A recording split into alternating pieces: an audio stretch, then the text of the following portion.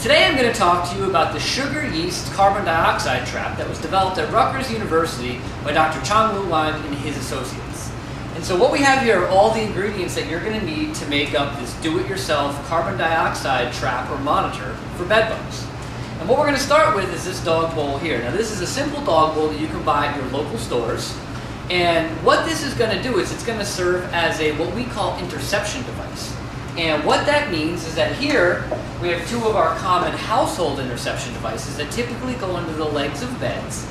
And as bed bugs come to the bed and go to feed on you or someone else sleeping in that bed, they walk up the sides, fall in the trap wells, and they can't get out. These are obviously very small for the container that we're going to be using in this trap. And so these larger dog bowls will support the size and weight of the trap we're creating. And as you can see, creates that same interception device we just mentioned. Now the first thing you need to consider is that the outside of this dog bowl is very slick and shiny in nature. Bed bugs are going to have a very difficult time climbing this. And so the first thing you want to do is actually texture the outside of that dog bowl. This one here has a cloth texture to it. The issue with this is that bed bugs sometimes can get underneath this cloth. The better option may be to use surgical tape or cloth tape that you can buy at many of your local pharmacies. And what you're going to do is you're going to take it and you're going to go ahead and line the outside of that dog bowl so the bed bugs can walk up and easily fall in. The next thing that you're going to need to do with your dog bowl is take talcum powder in a small simple cotton ball, dip the cotton ball in the talcum powder, and you're going to lightly dust the inside of this dog bowl.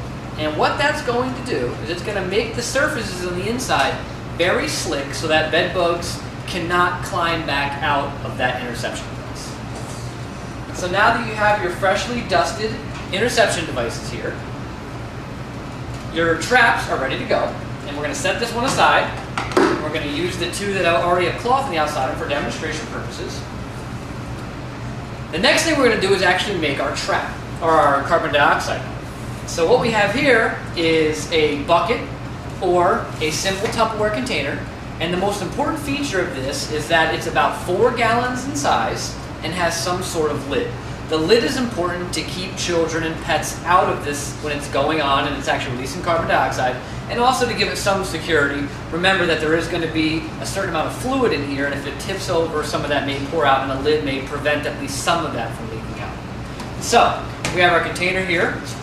Take the lid off, and what we're going to mix in here is 150 grams of dry active yeast, 750 grams of sugar, and 3 liters of warm water about 40 degrees Celsius or about 100 degrees Fahrenheit.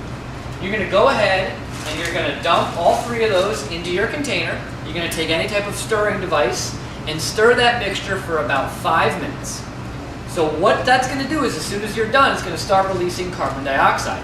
That's going to give off about 1.5 humans worth of carbon dioxide over the course of the night. And so what that means is if you had 2 people sleeping in a room, those 2 people would probably give off more carbon dioxide than this trap of 1.5 people would. The reason why I mention that is a lot of people ask, is this trap safe to be set in a room where somebody's sleeping?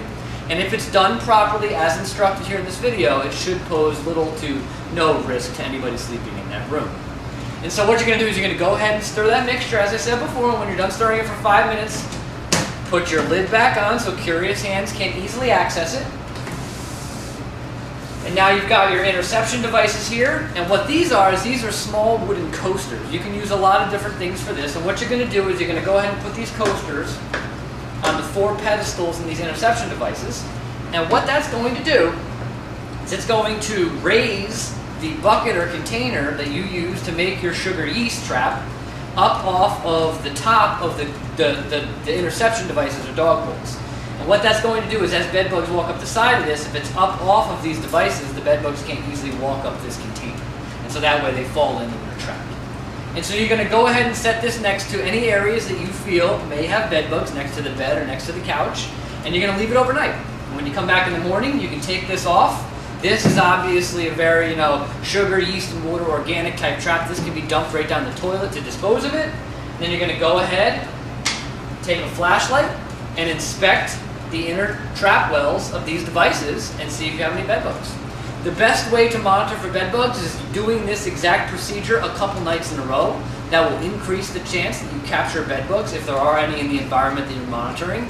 And research at Rutgers University has shown that this trap is highly effective for monitoring for bed bugs and very similar in its effect to dry ice traps, which you will see links next to this video in reference to where you can find more information about the dry ice traps.